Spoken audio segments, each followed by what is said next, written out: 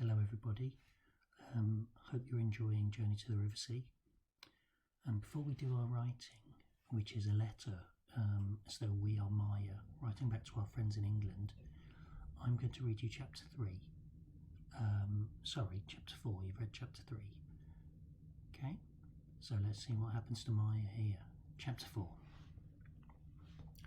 Mrs. Carter was delighted to hear that Maya could not keep up with the twins. The first real smile they had seen on her lit up her flabby face. She gave permission readily enough for Maya to work on her own. Of course, Beatrice and Gwendolen are very intelligent.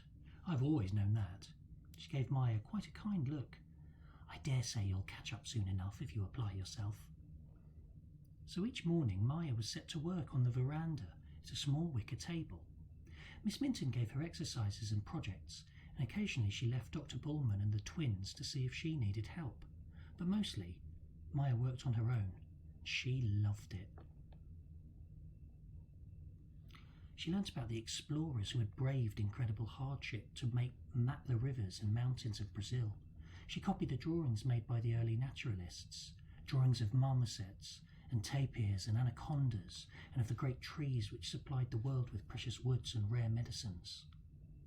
And it was as though Miss Minton's books gave her back the mysterious country she had longed to see, and which the Carters had shut out. She was told to write stories about whatever interested her. She learnt poetry by heart, and she wrote it.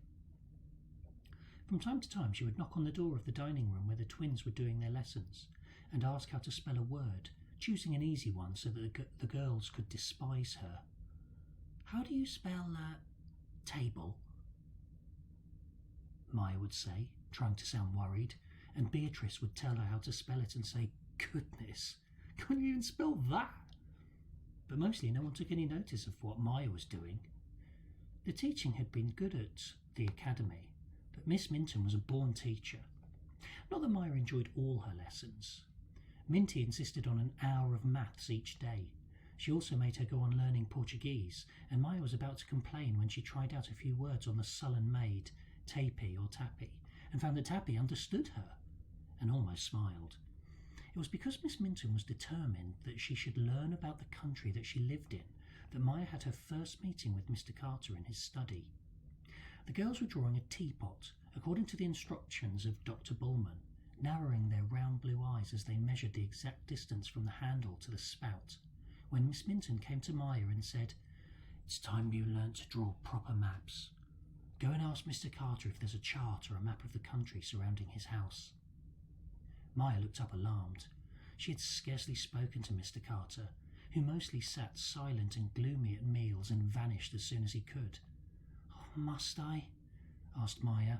"Yes," said Miss Minton, and returned to the twins. Mr. Carter's room was the end one in the main part of the house. As Maya knocked on the door, she heard a shuffling and a rustling, as though papers were being quickly put away. Then he called, "Come in." The room was dismal and dark like all the rooms in the house, and the air was full of smoke from the cigarettes which hung from Mr. Carter's lower lip whenever he was alone. It was also dusty, because he did not allow the maids to come in and clean. The charts and sales figures tacked to the wall had curling edges, and looked as though they had been there for years. Piles of paper lay in untidy heaps on the drawers and filing cabinets. But in the centre of Mr. Carter's desk was a cleared space covered in a white cloth, and on it were small, round objects, which he was examining carefully through a lens. At first Maya thought they might be samples of rubber or specimens of soil or seeds, but when she came closer, she gave a little gasp. They were eyes, glass eyes, but still definitely eyes, and not the eyes of dolls or teddy bears. No, these were human eyes, and so carefully made that it was hard to believe they were not real. The back of the eyes were hollowed like seashells to fit over the muscles of the person who had worn them, but the front was a perfectly copied ball. There were blue eyes and brown eyes and hazel eyes, and in the centre of the coloured part, a black pupil, which looked as though it really must let in the light. "As you see, I am sorting my collection," said Mr. Carter. He picked up one of the largest of the balls, crisscrossed with tiny scarlet veins, and held it to the light. "This is the left eye of the Duke of Waynford. He lost the real one in the Battle of Waterloo. It's worth a pretty penny, I can tell you." Maya swallowed. "How do you get hold of them?" "Oh, I have a man who sends them out from England. There's quite a few dealers in the business. They get them from the undertakers as often as not. Most people don't mind too much what happens afterwards." He put down the Duke's eye and picked up another one. "Now this one's really special. It's the right eye of a famous actress who was burnt in a fire in the theatre. Tilly Tyndall, she was called. Look at the colour. It's as blue as the sky, isn't it? You wouldn't believe what that one would fetch. Of course, the really valuable ones are the doubles. Oof, but they're rare." "You mean 2 eyes from the same person? From someone who's lost both eyes?" Mr. Carter nodded. "I've got 3 sets, and they're worth more than the rest put together." He put out a hand towards the blue velvet box, then changed his mind. The doubles were too valuable to show a child. "I tell you," said Mr. Carter, "if this house went up in flames, it's my collection I'd save." "After you'd saved your wife and the twins," said Maya. He looked up sharply. "Eh? Oh, yes, of course. That goes without saying. Now, what was it you wanted?" "Miss Minturn wondered whether you might have a map or chart of the country round the house, just to borrow for a little while." Mr. Carter sighed, but he got up and began to rummage in a number of drawers. "Here you are," he said, returning with a rolled-up chart. "It covers 10 square miles behind the house. Bring it back." Maya thanked him and left. She'd never seen such a sad room or such a sad hobby. But the map was interesting. She took it to her room and waited till evening, when Miss Minturn came to do what she called hearing Maya read. Since Maya had read fluently since she was 6 years old, this mostly meant asking Maya what she thought of David Copperfield, or arguing with her about sentimental poems which Maya liked and Miss Minturn didn't. "Look, I've been trying to copy this, but it's difficult. Would you believe there are so many rivers and streams and channels behind the house?" Miss Minturn bent to look. "Oh, Patricia, please forgive the next pronunciation. They're called igapes? Igapes? Let's go with igapes," she said, "and the Indians go up and down them in their canoes. Even the ones that seem to be choked with reeds are often navigable. It looks as though this one could go to Manaus, the back way, not down the main river, if one had a canoe." "And if one knew the way," said Miss Minturn, looking at the maze of little waterways. After she left, Maya again climbed onto the chair and looked out onto the huts at the back. She had found out how to loosen the netting nailed over the window, and so could undo the catch. She knew the lullaby now that came from the middle hut, where Tappy and Furo lived. Sometimes she hummed it to herself in bed, and she was beginning to make out more and more people. The girl who had walked across the first night in her bright dress was called Conchita. Her baby was a demon, always trying to wriggle out of her grasp, and the old lady in the middle, who tended the chickens, was Furo's aunt. But Blow the Wind Southerly, the tune she had heard someone whistle on the first night, never came again. That Maya's lessons were so interesting was a good thing, because the twins went on being unfriendly and rude. Each day when she saw them in the fresh white dresses which Tappy's young sister washed and ironed in a small steamy hut behind the boathouse, she felt hopeful. The fair girls, their pretty dresses, their pink and blue ribbons, seemed to belong to the twins she had imagined before she came. But the girls lived strange lives inside the dark and stuffy house. Like those pale insect grubs that exist only to be fed and groomed by others, the twins ordered the servants to comb their hair, pick up their handkerchiefs, iron their hair ribbons.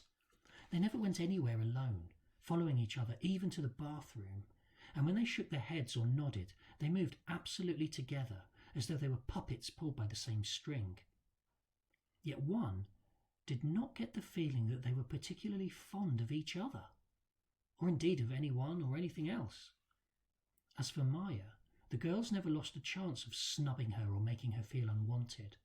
Mostly it was just words, but sometimes when no one was there, they pushed her against the roughest wall of the corridor or dug their elbows into her.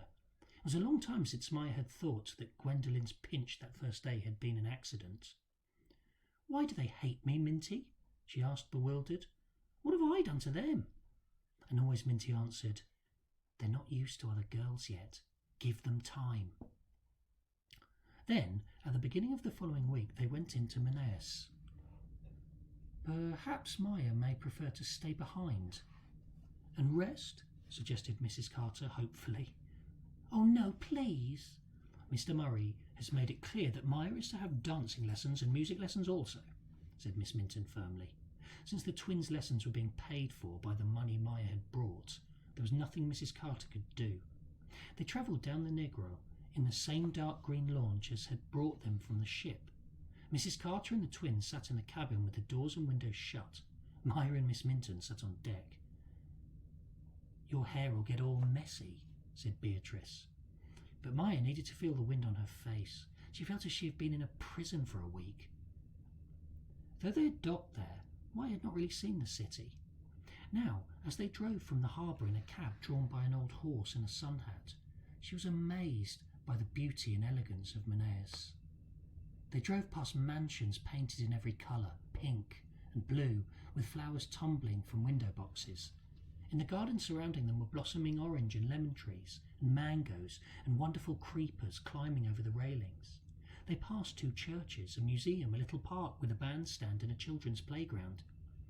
Everywhere were busy people, black women carrying baskets on their heads, Indian women with babies on their hips, messenger boys, smartly dressed Europeans, and nuns ferrying lines of little children. And on the far side of a huge square, paved in swirling mosaics, stood a magnificent building roofed in tiles of green and gold, with the eagle of Brazil in precious stones soaring over the top. "Oh, look," said Maya. "The theatre, isn't it? Isn't it beautiful? That's where Clovis is going to act, the boy we met on the boat." "We're going there later to pick up our tickets," said Beatrice. "We're going to see little Lord Fauntleroy," said Gwendolen. "Oh, good," said Maya innocently. "That's the play he's got the lead in." The twins looked at each other, but they said nothing then. They drove down a street of elegant shops, dress shops and shoe shops, saddlers and hat makers.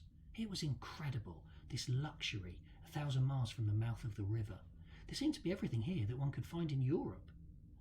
The dress shops excited the twins. They leant out of the cab, peering and arguing. "Fleurette's still got that polka dot muslin in the window. Can we go in, Mummy? You said we could shop properly this month. Can we have new dresses?" Mrs. Carter nodded. She would be able to pay off the money she owed Fleurette. Well, not all of it. She owed money everywhere, and Maya's allowance would have to be doled out carefully. Fortunately, Maya herself wouldn't need new clothes for a long time. The child was dressed very plainly, she thought, looking at Maya's blue poplin skirt and white blouse, but the materials were good. But first they stopped at Madame Duchamp's Academy of Dance. Madame Duchamp was a Frenchwoman who had the wit to understand that the wealthy rubber owners and merchants who had come to Manaus wanted to make sure that their children missed nothing they could have had in Europe. So she ran classes in ballroom dancing, folk dancing, ballet. The class the twins went to was a mixed one for both boys and girls. There were children of all nationalities, Russian, English, French, and of course Brazilian. Some pure Portuguese, some of mixed race, Indian with Portuguese, black with Indian, for the people of Brazil had intermarried for centuries and were proud of their mixed blood. Maya changed quickly into her dancing shoes and turned round to see the twins sitting side by side on a locker, their plump legs sticking out in front, waiting for Miss Minton to come and help them. "Miss Porterhouse always puts on our shoes and tied up our hair," said Beatrice. "So did Miss Chisholm," said Gwendolen. Maya went ahead into the big room, with its tall windows and bar. It was full of chattering, swirling children waiting for Madame Duchamp. An old lady with mottled hands sat at the piano, absently touching the keys. A tall Russian boy with red hair came over and introduced himself. "I'm Sergei," he said, with a friendly smile. "And this is my sister, Olga." Maya put her hand. "I'm Maya. I'm staying with the Carters." "Yes, we heard."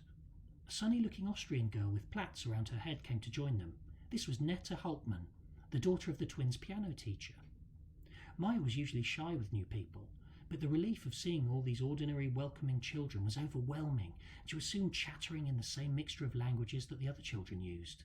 She had not realised that every word she spoke to the twins had to be thought about and weighed. Madame Duchamp now entered, an elegant French woman of about 50, with a black bun skewered high on her head. "So now we are ready? Find a space and point the toe, please." Maya's toe was already pointed. She loved to dance.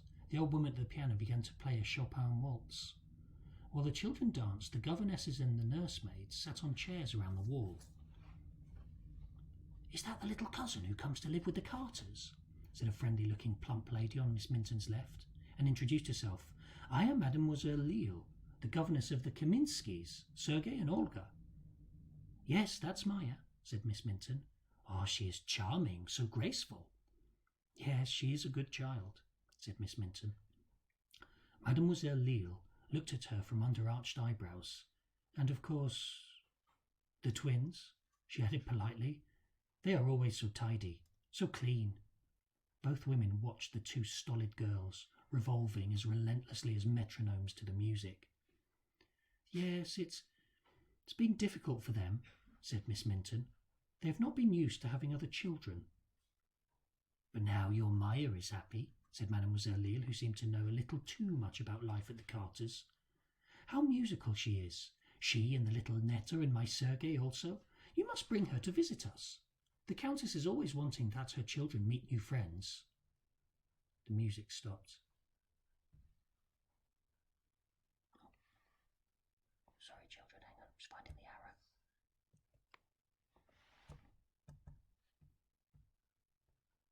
Oh dear.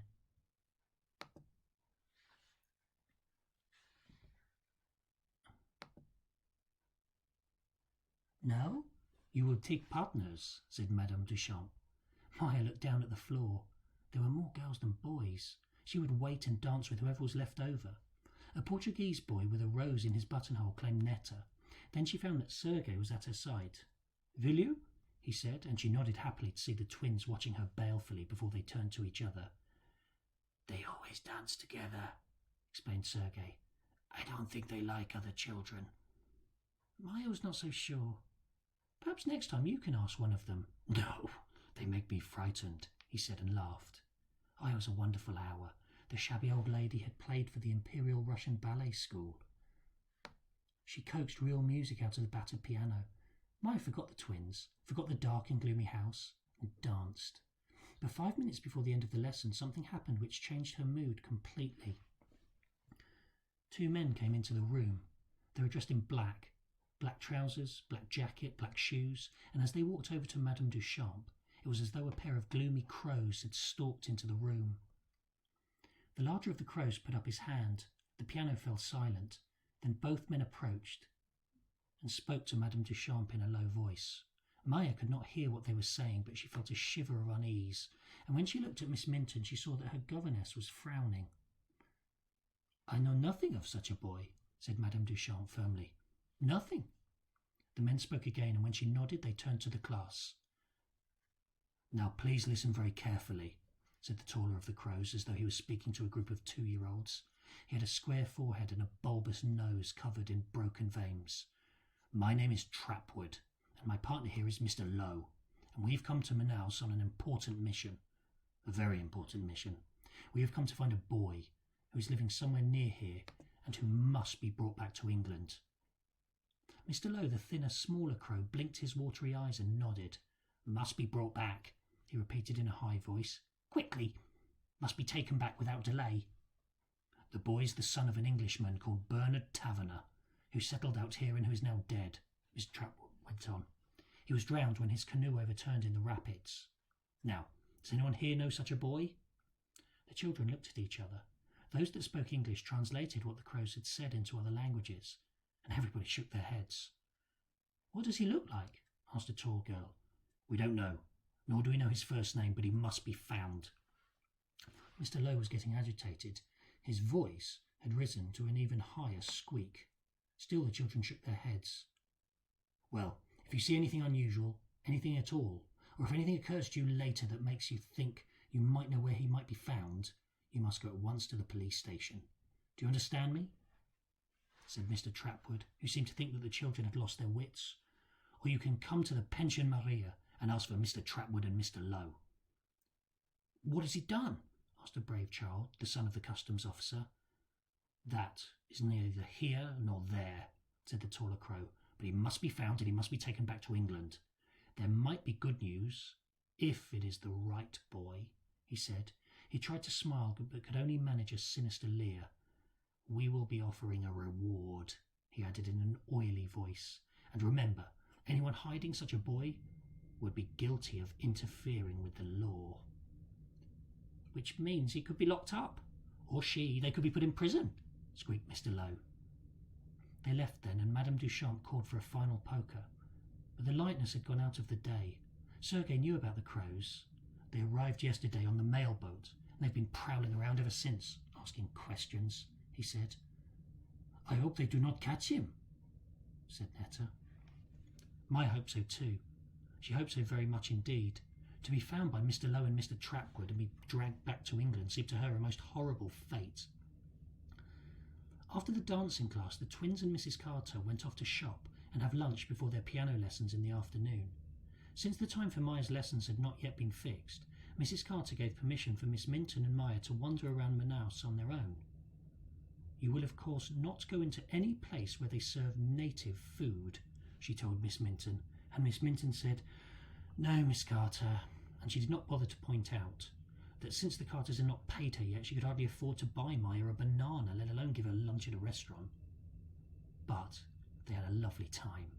It had rained earlier, but now a fresh breeze blew from the river. Wherever they looked, there was something to interest them. A howler monkey sitting on a telegraph pole outside the post office, a cluster of brilliant yellow butterflies drinking from the water troughs put out for the horses, a pint-sized child lugging a mule on a rope. Maya bought some postcards to send to her friends and asked Miss Minton if she would like one to send to her sister, but Miss Minton said her sister thought postcards were vulgar, so she could do without. "I think we might have a look in the museum," she said. "It's probably free. Perhaps I could offer them my necklace." "What necklace is that?" said Maya, surprised. She had never seen her governess wearing jewellery. "It is made up of all the milk teeth of my sister's children. She gave it to me as a farewell present. She has 6 children, so there are a lot of teeth," said Miss Minton in an expressionless voice.